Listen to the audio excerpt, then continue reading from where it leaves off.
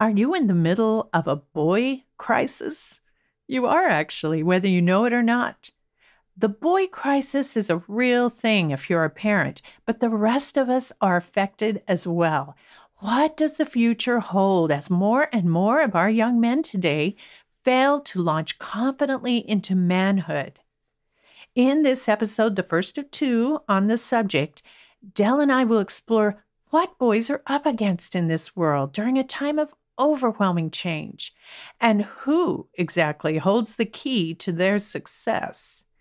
You'll want to combine this episode with my free live masterclass, Understanding Your Husband and Sons. I'll tell you how to register later in this episode. Bags are packed, are you ready to go? This time tomorrow we'll be on the road, riding with you in the sunnier days. I wouldn't want it any other way. Welcome to the Wife Savers podcast, where multi-award-winning author and global marriage educator Ramona Zabriskie provides answers to your real wife questions. Our goal is to help you appreciate your womanhood, prioritize your personal development, and craft a powerful partnership with the man in your life. Hi, I'm Hannah Allen, and I'm proud to introduce my parents, Ramona and Dale Zabriskie. And yes, this is how they talk all the time. Let's listen. Taking the good with the ups and downs. Hi, this is Dale Zabriskie, back in the saddle with Ramona Zabriskie on the Wife Savers podcast. I have my own saddle. Thank you very much. You don't want to share my saddle? After all these years, I thought you wanted to share my saddle. I'm not going to find anybody else to share my saddle.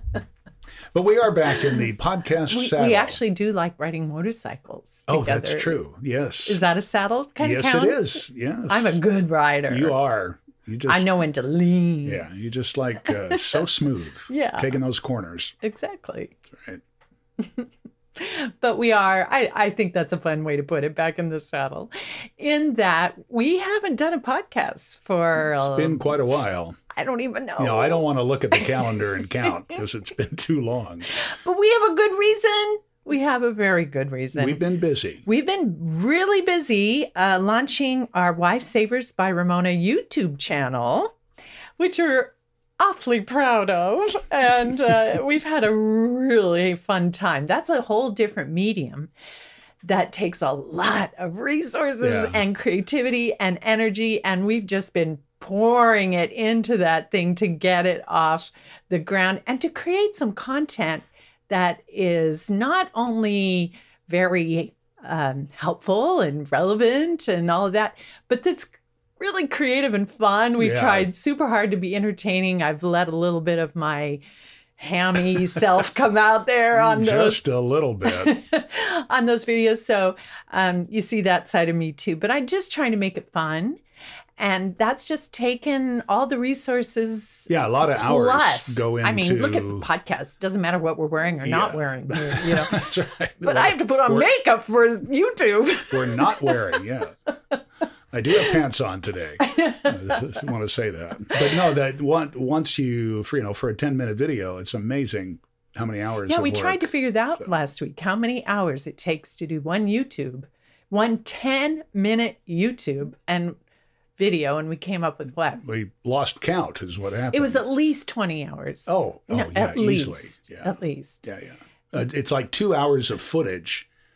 Just to get 10 minutes. Just to get 10 minutes. Don't tell them that. They'll know how many times it takes, how many takes I have to Take do. 3, take 15. You just blew my facade of faces. The mystique is gone. But I do hope that you'll go check it out so that it makes it worth a while. That's right. Right. We'll post a picture of your take sheets that show all the, so everybody can see. Because this is so raw and real. I mean, this is a one-take wonder of the podcast. That's right.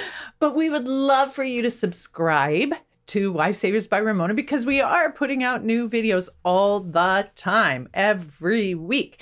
But now that we've kind of got that in sort of a rhythm, we're ready to get back to the podcast. Yeah, exactly. Because the beauty of the podcast is that we can dive deep into one subject, and, we can go for an hour or more talking on one subject, as opposed to the YouTube video, which we try to squeeze into 10 minutes. You know, where you have to wear pants too. And you have to wear pants. And the audience has a limited attention span, you know. I can only look at one video for so long. Podcast listeners are much more cerebral and engaged. Yes. Yeah. Oh, we love you, cerebral podcast listeners.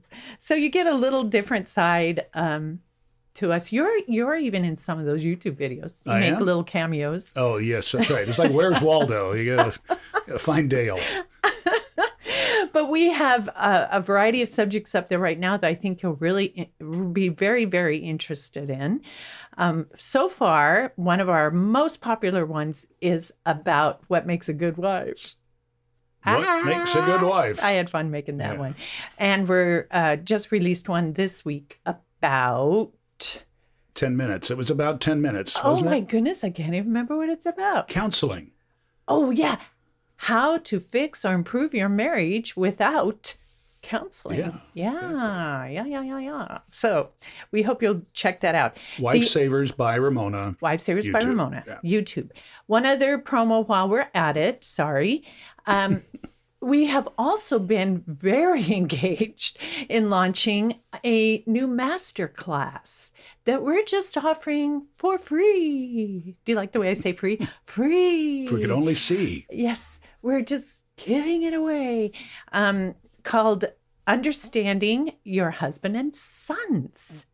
And we've done the first few, kind of getting it off the ground. And man, is it flying. It is soaring. It is super successful, meaning that those who are attending, and we're getting a lot, are really, really grateful. Yeah, they're engaged for the entire masterclass. They come. They don't stay, because we're talking about a 2-hour masterclass here. So it's a 2-hour masterclass where I really, as I say, pull back the curtain on his brain, his body, and his emotional underbelly. Careful it is there. As enlightening as it is entertaining and eye-popping. So I hope you'll come to that. It's really easy. All you need to do is go to wifesavers.org/masterclass. There it is. And there it is, wifesavers.org. Like, you know what? I better, because it's new, I'm going to talk about it more than once.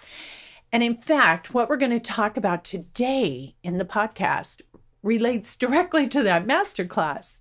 They're perfect combo. Mm-hmm. You should do both. You should be listening to this podcast. Synergistic. And you need to come to the masterclass, which is live. So you're with me live. You can ask questions. And I know you'll be very, very enthralled by that masterclass, as I hope you are in this podcast today, because guess what we're going to talk about? Masterclass, Understanding Your Husband and Sons.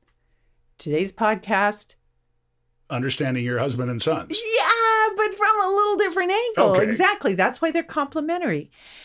Ready for this first Throw Me a Wife Saver? Because I have 2 today. Whoa. It's a double dipper Throw Me a Wife Saver. Yeah, double hitter. Here we go. Right. Or a double feature, something like that. Double feature. With 2, you get egg roll. No. First one, Throw Me a Wife Saver. I am worried, she says, about my son and my husband's dynamic at times. My son is very intelligent and is so much an independent person, even at 14. I love the way she thinks of him. Yeah, good. That there seems to be much conflict between the 2 most important males in my life. This bothers me. Can you help? Okay. All right. Yeah. So do you see? See the theme? Husband and sons? Okay. Yeah. And conflict. Oh, yeah. It's okay. pretty common. You think that sounds like it's a little more intellectual. I can't really know for sure what kind of conflict she's talking about. But listen to this second letter. Okay. A few weeks ago, my son and husband had it out. I mean, they were yelling in each other's faces and pushing each other, and I was so scared.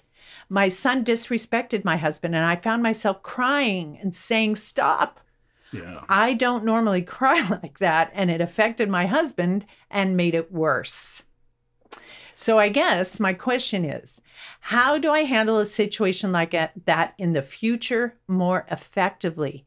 My daughter went to her room and hid. But I just couldn't. It really upset me. And my husband told me at a later time in confidence that it was the worst day of his life. Oh, man.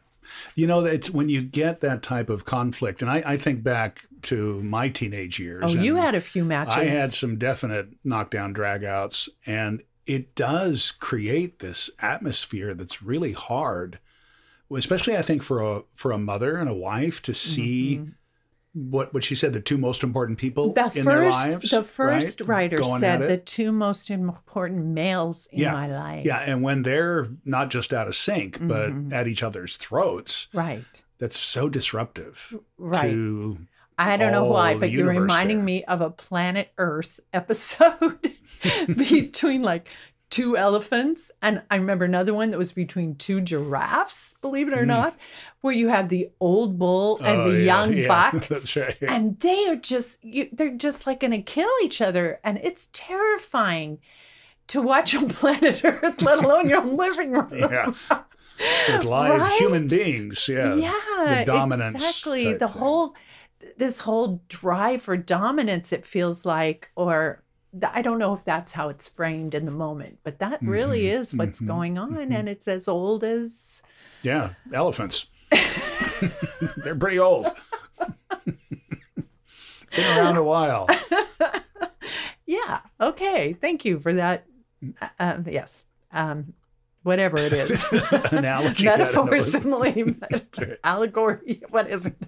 All right. It's time to move on. I is want what to it is. point out that the information, we have so much information that we may cut this in half and do it in 2 episodes. I don't know. We're going to see. I told you this is a one take thing. We'll see.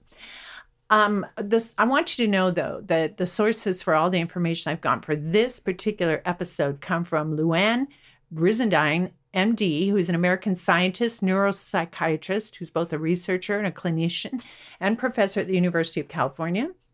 Also from Maggie Dent, who's become one of Australia's favorite parenting authors and educators. She has 28 books out about this subject in one way or another, including her most recent, which is called From Boys to Men. Wow, we got both hemispheres represented here. Yeah, That's I'm pretty good. telling you. William Farrell, PhD, and John Gray. Remember John Gray, PhD? They've written a book together called The Boy Crisis, Why Our Boys Are Struggling and What We Can Do About It. Good. So if you're taking notes, I hope you're writing down these books. They're highly recommended by moi. And also my all-time favorite expert in this field, Dr. Michael Gurian, who's a marriage and family counselor in private practice. And he's written 32 books in 23 languages on prolific. neurobiology and brain research. And when you meet him, you understand why. You know, you just kind of, when you get to talk to him. That was one of the highlights of my life, getting to meet Michael Gurian. You can really understand where he's coming from. Yes, but he's down to earth. Yeah, very much. And he's written lots of books that you'll be interested in, including The Minds of Boys, Boys and Girls Learn Differently, Raising Boys by Design. He's like the authority. Yeah. So all of these authorities come together on this point and everything we're talking about. They all say the same thing in one way or another and use a lot of the same research. So are you ready then? Nice. Light the candle. Got your brain on high gear, and I hope, Mother, you're taking notes. And may I note, Mother listener, you might want Father to tune in to this particular podcast as well, because this really is information he's going to relate to and may be very appreciative of, because our goal here is to help both of you, father and mother, understand your teenager son a little better and know better, come up with better strategies on how to approach him and manage his journey. Help manage the journey. Just a bunch of terrible noises that come from the gut. Okay. Here's my intro. Noises come out of teenage boys, too. Yes, all I the was time. trying to sound like a teenage boy. That's right. We don't need to replicate. If I want to sound like a teenage boy, I can do it like this. Ready? One syllable. Yeah. No. There's a reason for that. Really? Yeah. It's easy. It's sufficient. Well, it starts in the brain, and I'll tell you about that in a minute. But anyway, so as boys cross this bridge into manhood, because that's what teenage years are, right? They're like a bridge into manhood. Many of them struggle with anger and intense emotion. But what we're going to learn is that anger is not really the problem. It's a symptom of another problem.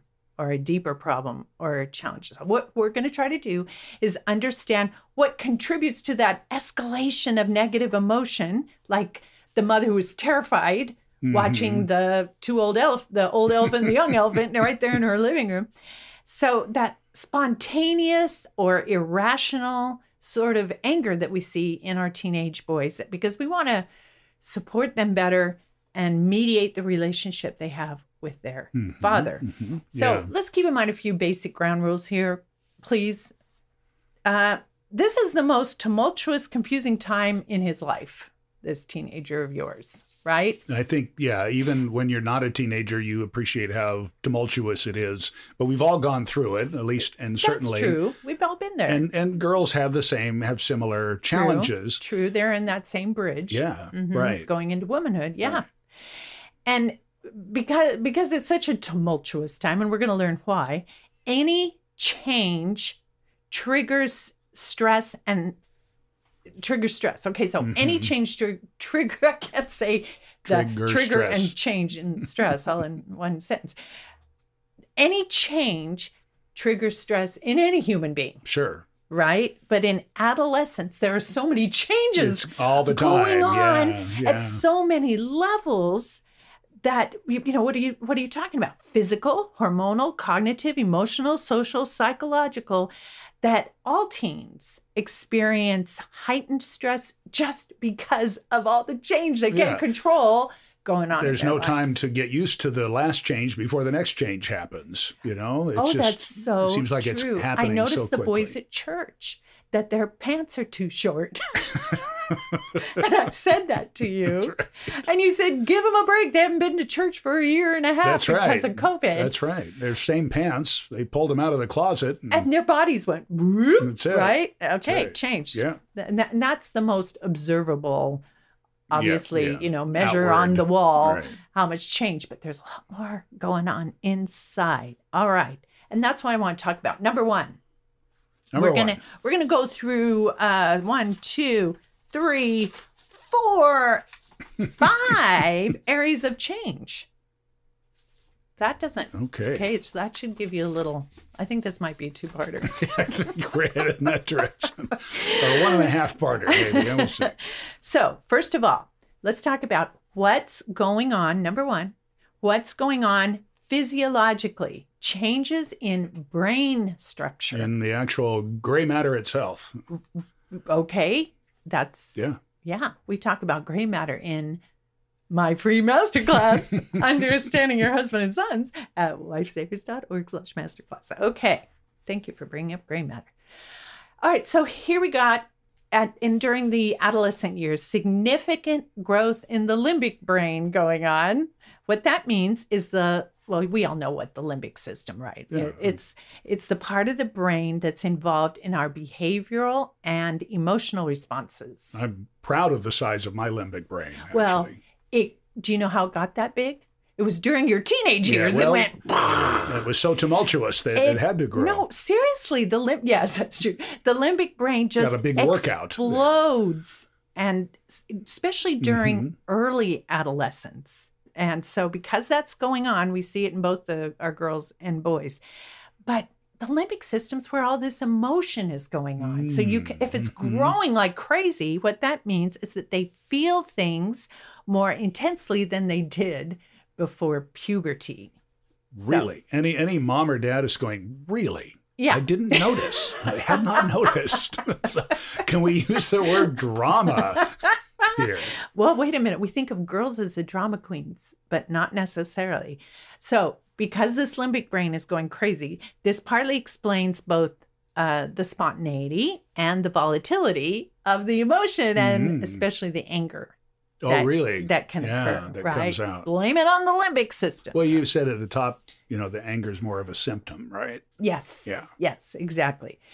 Now, we're talking about brain structures. Not only do we have a limbic brain that's growing so crazy fast, but at the same time, we have a very slowly developing prefrontal lobe And that's a problem because? Because the frontal lobes are involved in motor function, problem solving, spontaneity, memory, language, initiation, judgment, impulse control, and social and sexual behavior. And it's growing very slowly. You get a little overwhelmed there. It's kind of, some people call it the thinking brain, and the limbic system, the feeling brain. Yes, a reactionary All right, brain. so we have a very fast-growing feeling brain and a really slow-growing thinking brain, we can right? see where this is headed. So Maggie Dent, I mentioned her. She wrote from Boys to Men. She said, much of a teen's responses to their Wait, world... she sang with Boys to Men? What? No, I said she wrote Boys to Men. Oh, I thought she said she was in the singing group, Boys to Men. She said, much of a teen's response to their world and experiences are coming from the least developed part of the brain. The slowly developing prefrontal lobe affects the ability of young adolescents to manage emotional states such as anger, frustration, fear, boredom, shame, and feelings of worthlessness. Their way of thinking, if they are thinking at all, she said that, not me, if they're thinking at all, can often allow them to catastrophize. Never heard that word, actually. To catastrophize rather than accurately assess the current situation. So that's what I'm saying. You think girls are drama queens. Yeah. Wow. Boys are king. catastrophizing. They the see king of catastrophizing. They see things as threatening that may not really be threatening. And so they respond impulsively, and issues are framed as life or death, basically. Yeah. Right? Things that don't seem to be that big or huge. So when you feel threatened, what does your system tell you to do? Yeah, well, it's the fight or flight. Exactly. Right. We want to flight, run away. We want to freeze, yeah, you get... where you suppress the emotion. Right. Or you want to fight with physical or verbal conflict. And guess which door does the teen boy choose?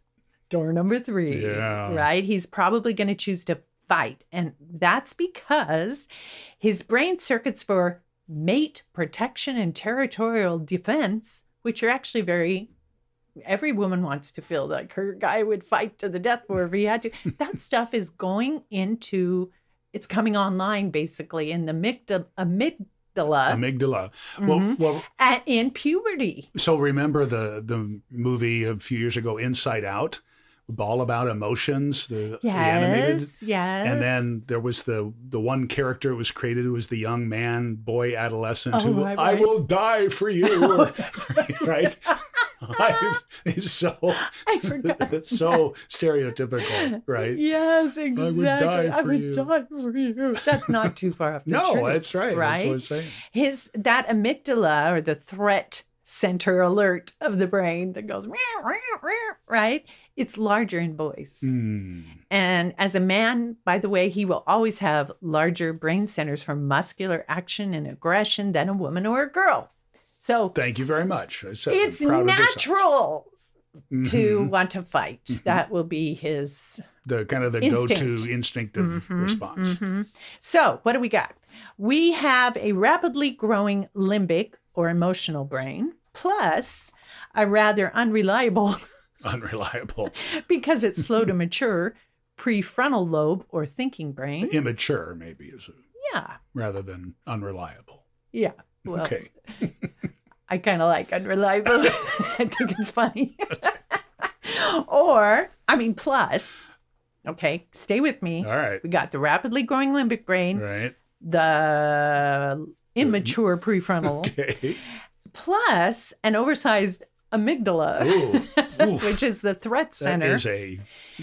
coming online in force, plus a fire hose of testosterone, Oof. that Zeus of male neurotransmitters. That's a cocktail for disaster, Yes, right flooding there. every cell in his body. Now, put him in an emotionally charged or intense situation that he's no doubt blowing up in his mind to huge proportions, right. Much larger. catastrophizing, right? We thought teen girls were dramas, right? Drama queens. Just knowing what we know so far, and we've just started here, you can see why it's so easy for that kind of irrational, explosive response, that kind of anger, and that automatic impulse that he's doesn't even know what's going on, really. And everything becomes a conflict. Things become volatile very quickly. Right. All right. So, but wait, there's more. But wait, there's more. It's always more. In fact, we're just getting started. Okay. So number 2, we talked about what's going on physiologically, brain structure changes. Now we're going to talk about what's going on physiologically, changes in brain circuitry. So you have the physical matter. Now we got the stuff that's going on inside. Right. Now, I happen to know that one thing you do, I don't know if it's your favorite thing to do, but you often take the pruning shears out to the rose bushes. Well, nobody else is going to do it. And it's kind of the artistic feminine side of me that comes out. But it's also coupled with the fact that I have a tool in my hand that will destroy, and cuts and... You were doing it to the trees the other day. You got a brand new tree pruner and you could not wait. It's 12 feet long. Come on. We pulled into the driveway and you hopped out and that was it. You took your tool and you were out cutting down trees. Absolutely. Well, cutting down trees is a bit of a stretch. You were pruning. I was pruning. Thank you very much. Okay, and enjoying it very much. I was preening while I was pruning too. Well, the reason I'm bringing that up is there's a thing called going on at this age for a boy, synaptic pruning. Really? Yes. It's a natural process. The synapses are getting pruned. Yes. The natural process that occurs in the brain between early childhood and adulthood, but it really is going to town in the adolescent.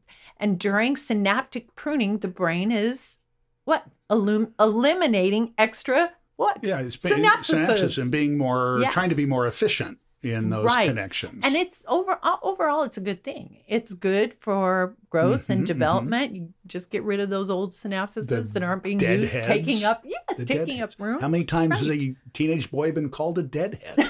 See, it's got that Takes analogy on new meaning. Yeah, it does. Prune that deadhead. So it's a good thing, all right? I want to stress Mother Nature knows what she's doing. It doesn't feel like a good thing to a teenage boy. Yeah, I just lost a synapse. Where did I put it?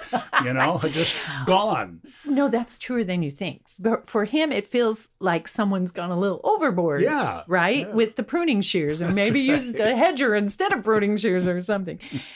And so what does it show up as? Get ready. Forgetfulness, poor organization, and an inability to manage moods. So many boys were already, even before puberty, struggling to remember things. But now the brain is going into this hyper pruning mode. Do you remember Nathan's bassoon?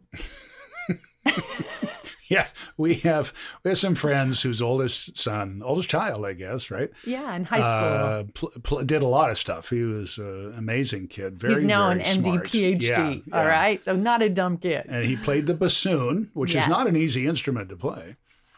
And I don't remember how we found out about carry. This. Not an easy instrument to play or carry. It's not a small thing. And he went to like the fourth period. Right. Which was, I guess, with band. Before he realized he didn't have his bassoon with him. And I remember when that happened, I'm like, how do you forget a bassoon, right? Yeah, I remember I could see it's like, where's that. my piccolo? I just had it here just a moment ago. But the bassoon. How big is the bassoon? Yeah, I mean, it's like 5 feet long when it's put together. And, really? Yeah. Are you exaggerating? No, I would never. Me exaggerate? And he's like, forgot my bassoon. Yeah. That's right. Well, but he was 14, 15 at the time. And so it was that synaptic pruning. Somebody ran a lawnmower over his synapses that day. So a boy who forgets his orthodontic appointment or accidentally leaves his backpack on the bus or loses his football shoes or his bassoon, right? He can feel like, what? Something's wrong with me. What's wrong with me? All right. Now, on top of that, the synaptic pruning may have something to do with speech. All right. Many boys lose the capacity to speak articulately.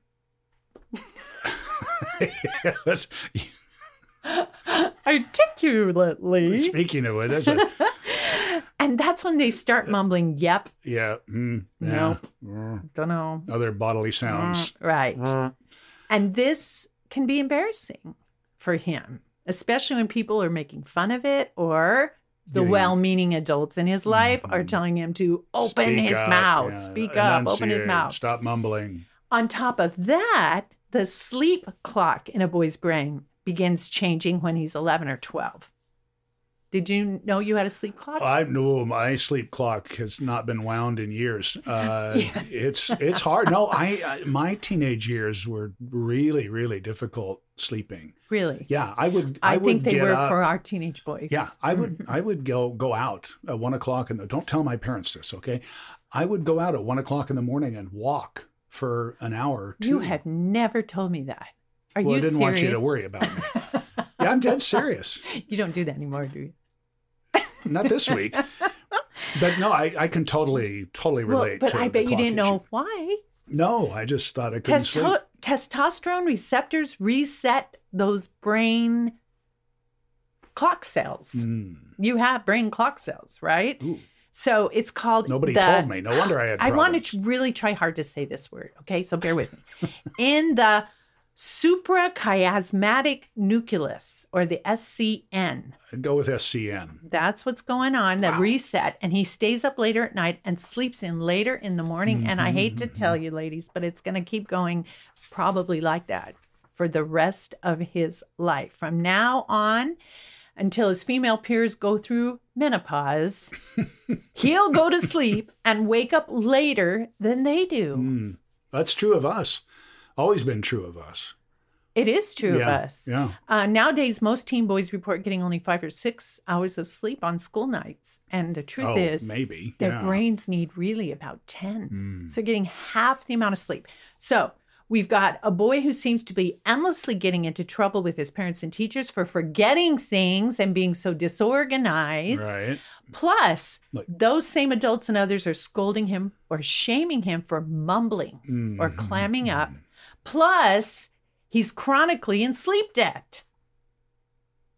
That's what a mess. triple combination. What a mess. Yeah. Okay, so that was 2 things so So far. let's take it easy on our adolescent boys. Physiologically, we've got brain structure changes, and physiologically, we've got brain circuitry changes. And now I want to talk about what's going on psychologically, because we've got changes in the emotional landscape. And I think it would, I'm not the scientist, but you can see how a lot of these changes interact with each other and affect each other. Yes, right. Exactly, because we And talked about the limbic system coming on, Could which be has to do with a emotion. Boulder rolling downhill here and gaining momentum. Right. So with all those changes in the brain circuitry and the brain structure, is it any wonder that his nervous system is perpetually in a state of heightened tension? We're going to see an increase in anger, anxiety, emotional outbursts, aggressive behavior, and catastrophizing. The best part, How is he catastrophizing. supposed to manage all that? Yeah, he's just a kid. Yeah. Yeah, just a kid that everyone's expecting to be more than that. And that's what I really want to get to. So Michael Gurian was the first one I learned this from, that males and females tend to process emotions differently in the brain. So females, especially adolescent girls, quickly shift emotion from the brain's limbic system to the word I was centers gonna say, of the talking brain. about it, right? Right. So they're verbalizing when they're upset, just like that. It's a piece of cake, natural. But very different for boys, because males, especially adolescents, tend to move emotions very quickly from their brains into where? I would say into their body. That's it. Right? From Into a their physical, muscles. Yeah. Yes, Yeah. yes. Yeah. Wow. So that's Got why one right. That's why when they're upset, they're going to kick or hit or shove or run away. Even little boys. I was will going do to say that starts very young as a response that a lot of mothers are Alarmed. very alarmed by, right? I was. Yeah. Yeah. Yeah. Right. But it really is kind of this natural thing because of their physiological Emotions are going straight. There's like setup. a direct line to the muscles. Right. So we've got a flood of male and stress hormones just flooding him, right? Testosterone, adrenaline, and cortisol. And that just exacerbates that intense emotion along with the body's fight or flight response. And you can just see that it's kind of like he gets in a whirlpool Yeah, which a vortex, which is drawing them down. Oh, when we went to Hawaii years and years and years ago, we were at a jeez. Water park. There was a whirlpool. You don't want to tell people that we went all the way to Hawaii to go to a water park. I know. Well, we were young and dumb. It was Columbus Day. And we went down this waterfall thing and ended up in a whirlpool. Well, you're in inner tubes. In inner tubes. Yeah. I got out somehow, but you got stuck, and it was hysterical. Well, it was kind watching you stuck. It was a little heavier than That's how it feels to be a teenage boy. Yeah, I could not get out. You just can't figure out how to do. Okay, so here's the impact of all this. And interesting, I gotta say, I was surrounded by a bunch of young girls who were going around. Weren't they like brownies, Girl Scout brownies troop on a day out on Columbus Day? There were a bunch of them, and they were all around me, just going on their merry way, and I was stuck. No, I thought you were all stuck together. That's what it was. I remember it well. That's right.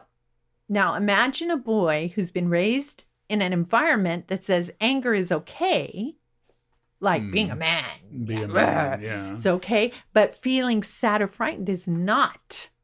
Because you're supposed to be a man.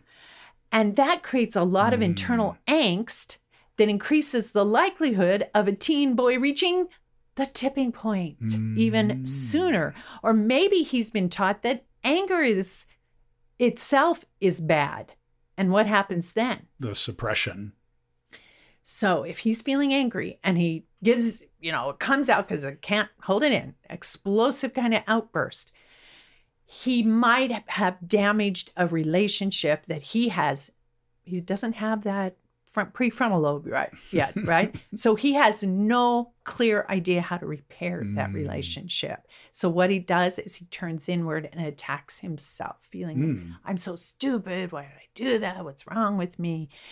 So he's already feeling, here he's a young man, and he's already feeling like a failure at relationships, at establishing and maintaining healthy reciprocal relationships. What you're saying is that without the right nurturing and understanding of the situation, it's easy for a young man to get to that point. If he's been taught that, exactly. Okay. If he's been taught that anger is good, but that sadness and fear is bad, bad recipe.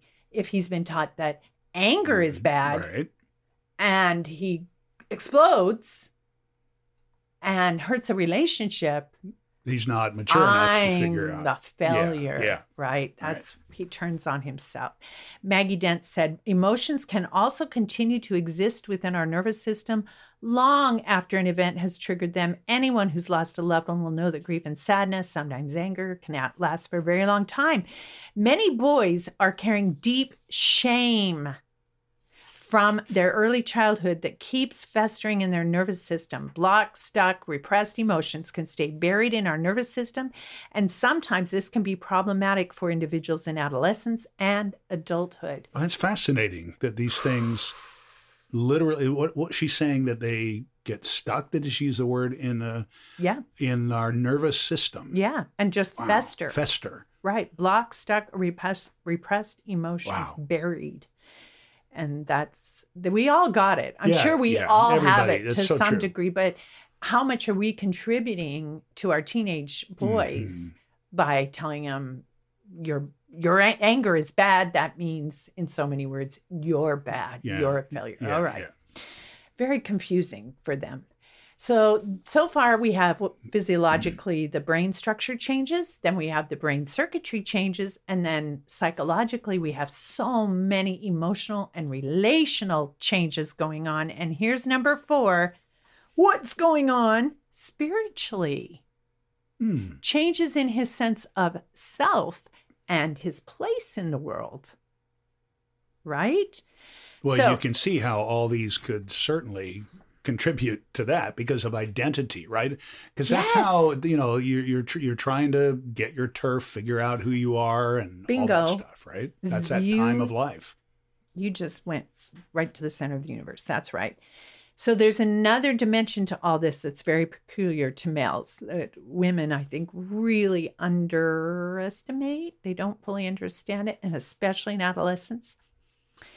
Dr. Brizantine writes that a man's brain circuits for mate protection and territorial territorial defense, are hormonally primed for action at puberty, right?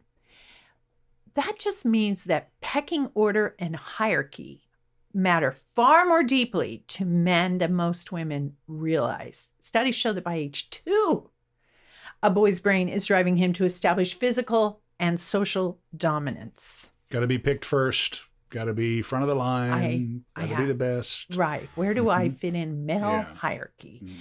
John Eldridge, another great expert at the whole male thing, he wrote a wonderful book called Wild at Heart, Discovering the Secret of a Man's Soul. Highly recommend. Quote, even if he can't quite put it into words, every man is haunted by the question, am I really a man? Have I got what it takes when it counts? Yeah, that's, and that never goes away. That is a question guys ask themselves maybe on a daily basis, but certainly depending on the situation that you're in. Ongoing ache, isn't it? Yeah. She says it's not a question. It is, I said she, he said, John Eldridge. It's not a question. It's the question, the one every boy and man is longing to ask. Yeah, that's so, I feel that, yeah. Do I have what it takes? Am I powerful? Until a man knows he's a man, he will forever be trying to prove he is one, while at the same time shrinking from anything that might reveal that he is not.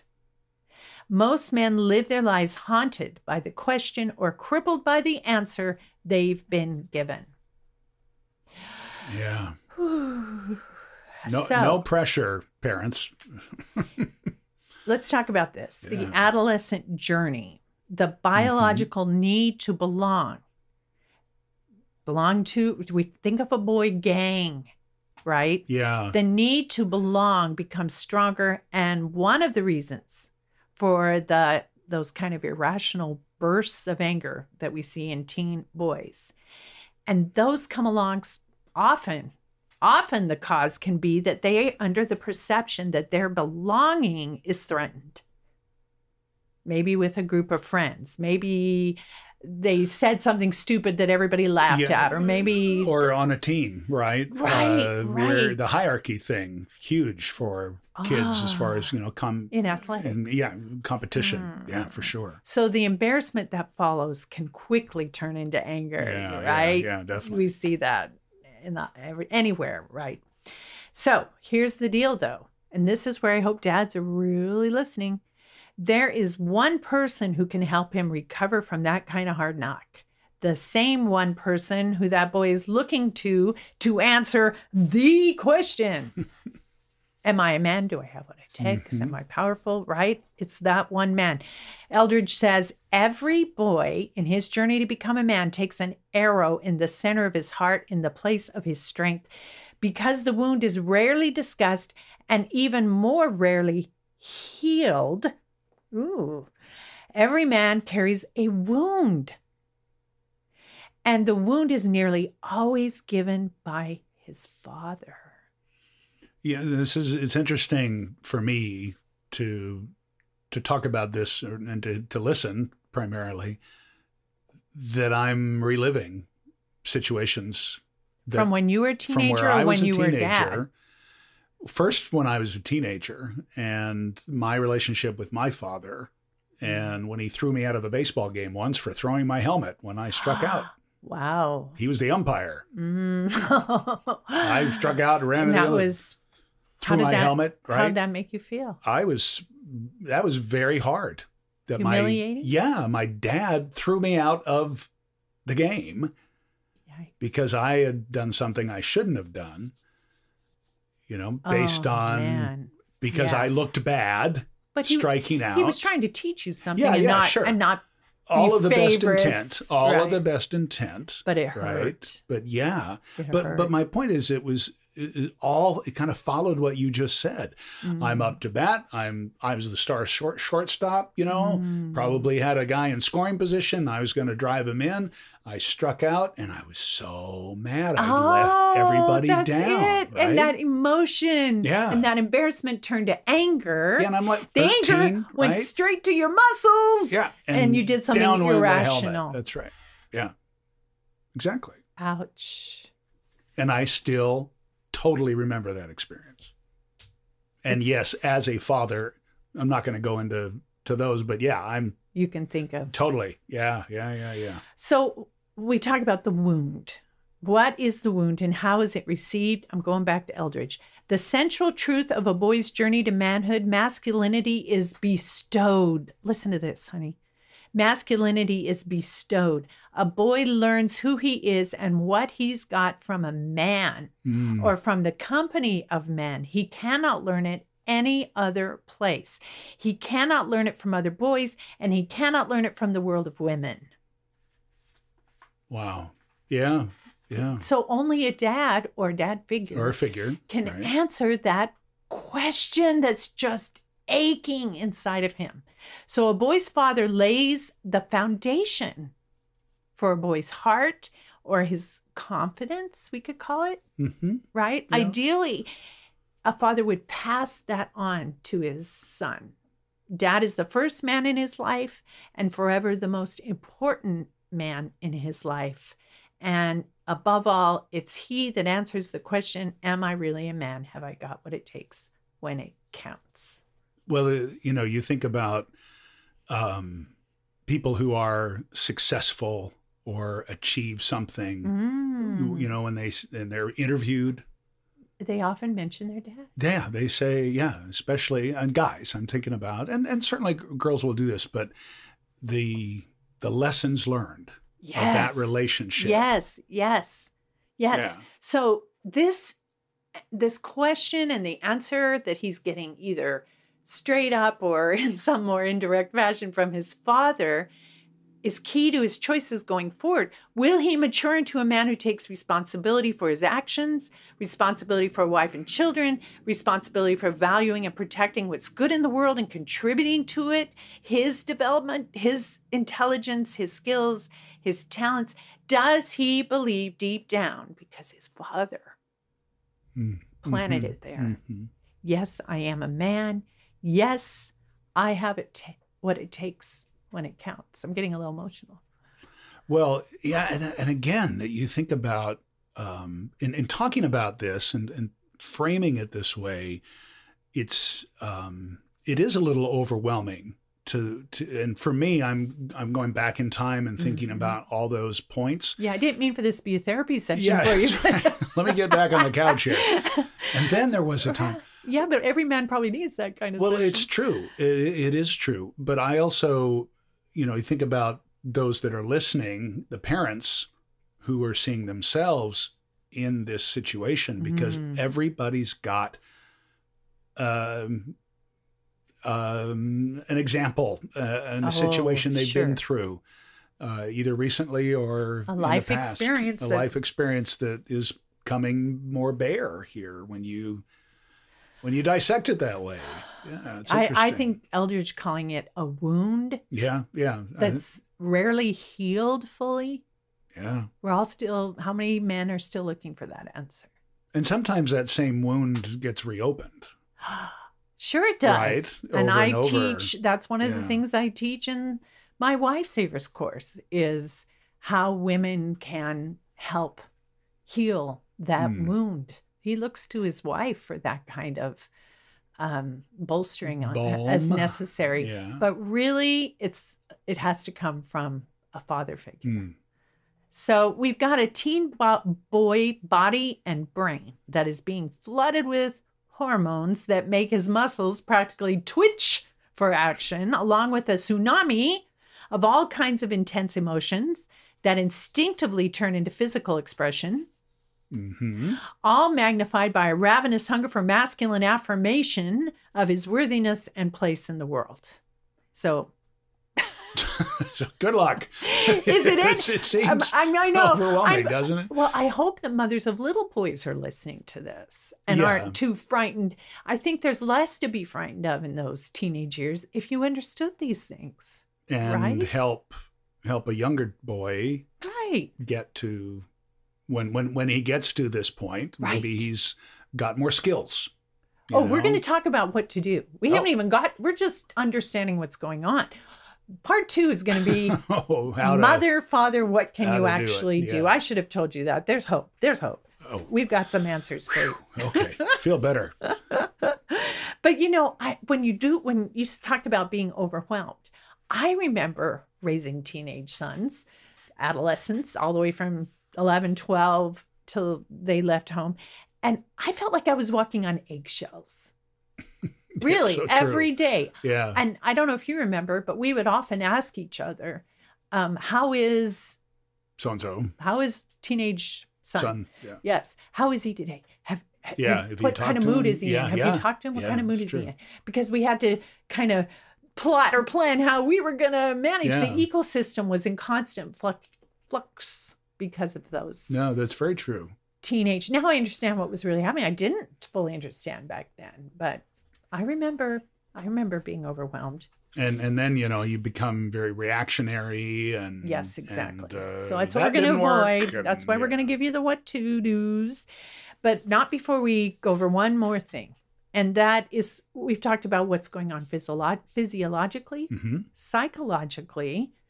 We've been talking about what's going on spiritually. Now I want to talk about what's going on culturally or socially, because what we have today in today's world is a boy crisis. Now, the brain's not changed. The brain and physiology and psychology have been going on forever. But today, as a society, it is well accepted and documented by social scientists, medical professionals, therapists, child development advocates, educators, scientists. The evidence is just clear and overwhelming. Boys are declining in a dramatic way in virtually every key metric. I mean, if we had time to go through it today, I would give you a list as long as you are tall down. A giraffe. In 12-point font. That kind of list of all the metrics where boys are failing and girls are coming out and excelling. We have a real problem. Parents and dads can feel this. I know they can. For the first time ever, get this, dads-to-be are almost twice as likely, all right, expectant dads, almost twice as likely to prefer a daughter to a son because they are concerned about a son's chances of succeeding and having true quality of life in today's world. Do you think that does the research show that there's a concern about the inability of a dad to raise a son? Or to help a boy? I mean, I don't know for sure, but I think dads to be, and it would be interesting to hear from some dads to be. If you've listened to the podcast, we'd love to hear from you. Are feeling excited to have a boy, but they're scared for his future in today's world. Moms are 24% more likely to prefer a firstborn to be a daughter over a son for the same reason, because everyone knows this. Today, young men between age 25 and 31 are 65% more likely than their female counterparts, their female peers, to be living with parents.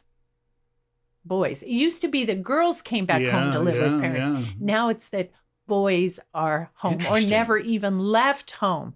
They are more likely for the first time in history to be living with parents rather than partners. Is it that fear thing? I mean, what makes it? I remember, I would say, when I was a freshman in college, there was a guy who had been at college for, and I'm serious, like 7 years. Oh my gosh. And has never graduated. Okay. And it became clear in talking with the people who knew him and everything that he was scared to death to graduate. Yeah. To grow up. So college was his home, maybe, right? I don't know how many colleges let you do that anymore. That's right. And who could afford it? Out. That's right. Well, that's what it's $300 a semester. Why a lot of guys are in their mom's basement. So as Gurian says, our society produces plenty of boys, but very few men. And he says the reasons are twofold. I don't have the quote right in front of me, but I'll try and paraphrase. That, first of all, we have no idea how to turn them into men. That we don't have a good system for that right now. And second of all, we're not sure we want to. Why is that? Because whether he's doing video games in the basement or whether he's 7 years in college and, at least he's productive, right? What those two boys have in common is they're very sensitive to how society views men, and they probably feel shame that they're even male. Wow.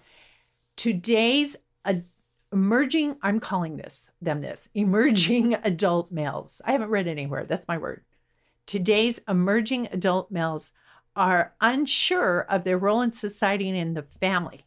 They feel like they're a mix of a brother, a father, and an attacker. Oh, interesting. That society thinks of them as the whole a threat. idea of being threatening. Wow. Right? So we put so much news, media, everything else kind of focus on the alpha male or the dangerous male that we're totally ignoring the 90% of males and men and their males and men, boys and men who don't fit into either of those categories. They're not alpha males. They're not dangerous males. They're just men. They're just boys. Yeah. That don't exactly know what's expected of them. Well, I think that that's a really good point. And the cultural thing that you're referring to is, and we were just discussing this earlier about another topic around news, that the thing that gets the time, that gets we used to say print, right? The copy that gets the most focus are the extremes. Right. Are the sensational thing. But reality, most of us are stuck in the middle, are in the middle, represent that bell curve, if you will. Now, there's one more factor here. What's going on because of COVID?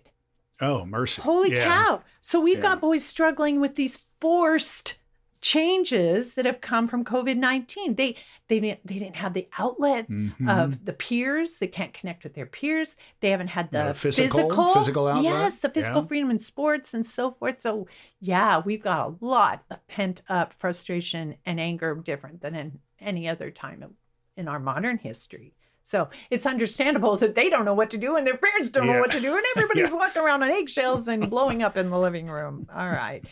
So, it's really important, though, I think when we're talking about this boy crisis in today's, Western society especially, and I think it's probably happening everywhere, that this doesn't really, let me put it this way. Whenever only one sex wins, male or female, or gets the focus, both sexes lose. So we all have a vested interest in helping our boys and teenagers succeed as much as we do girls. And one does not have to suffer for the other. Exactly. Right? It doesn't mean like one some has of it to be. is that way. Right. So true. Okay. So now that we're all totally blown away and overwhelmed and feeling such tremendous compassion, I hope, for our teenagers. I certainly am, yeah. And for yourself, do you feel sorry for yourself as a teenager? Yeah, I think it's all, I've felt sorry enough for myself as a teenager. I don't need to do that again. But I think it was a hard time it's an appreciation of that, I think that's what we've established here, hopefully, is as a parent or as a mother, you have a little more compassion, understanding, appreciation. You're helping to put some words and some concepts around things that have been befuddling and frustrating. I hope some science. Yeah, but as I'm saying, put some meat on the bones to. That makes sense now that I recognize this, that, and the other. Yeah. So now that's so good. We've got the framework. I'm going to go into what we can actually do. And we may just cut this podcast right in half. Yeah, I think let's have 2 podcasts. Should we come back? We've set it up, and now we're next time we'll talk about what to do, how to respond, how to help the situation. All right, let's do it that way. I do want to emphasize again that the masterclass really takes this topic and helps you put it into a framework that will help you understand even a baby boy better. or a toddler brain boy, or, the young adult. All the stages. And guess who? Your husband and your father. So the masterclass is very broad and comprehensive, covering the whole range of male stages of life. And not just that. So you'll come away understanding all of that, of course, like we've done today. But you also are going to really comprehend your power. Your influential power. That's important. Yes. Yeah. In influencing and helping your sons and your husband to mature, because your husband's still maturing, right? To grow mature. Yes, I am. Yes, you are, my tree. You want to help him become his greatest self, right? His best, most loving, That's most what courageous. Relationships are all about. That's right? what marriage is all about. Totally. That's what motherhood is all about. Exactly. We are their partners in their growth and development. So the masterclass, I'm able to go into that much more deeply than I can here just in the podcast. So I encourage you to go to wifesavers.org/masterclass and save your seat. We're doing them on an ongoing basis, so you can save your seat for the next one coming up, whatever works for you. All right, so I'll see you next time. I'll be right here. Part 2 or part B. B for boys. How about that? Yeah. And we're going to tell you now, with all this information and background, what you can do as a mother, as a parent, as dad, if you're listening, to help your young men cross this bridge into adulthood successfully, so they're ready to take on the responsibilities of adulthood and the peculiar responsibilities of manhood. I'm excited to talk more about it. Me too. Home is with